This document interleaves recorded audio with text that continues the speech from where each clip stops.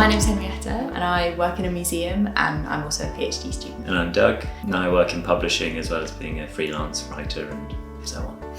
So we used to privately rent in London and then the housing market there just got really wild and it just became unaffordable for us to stay, and we didn't seem that attractive, I don't think, to private landlords because of our freelance work. We hadn't really been thinking about part ownership until we were just browsing and that sort of came up. So this was a resale, so that was really useful because it meant we got to be shown around by the previous owners who were able to advise us on the area, everything to do with the setup for the flat. It was really nice because we were just able to ask them anything directly. And we benefited from some of the improvements that they made to the flat as well.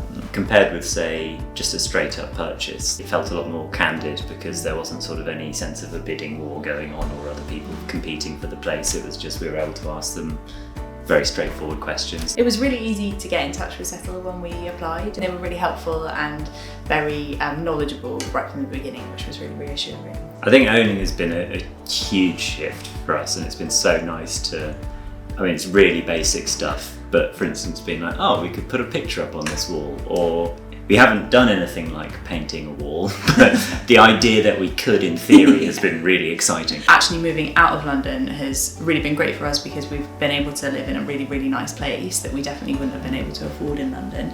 And now we own part of it as well. And actually where we are, it's so commutable that we can get back there really easily and we can stay in touch with friends really well.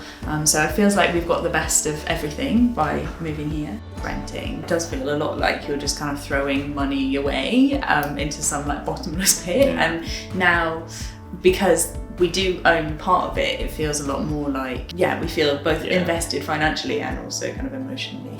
I definitely recommend shared ownership to other people. In fact, I have been already. I think that's the thing when you do speak to people who are on shared ownership, they do sort of become quite evangelical about it, and you want to tell all your friends this is the best possible way to do this if you want to get on the property ladder. So definitely. It was so inconceivable that we would be able to buy a whole place, and so this feels like a really sensible, achievable next step that we could go forward into rather than just privately renting again.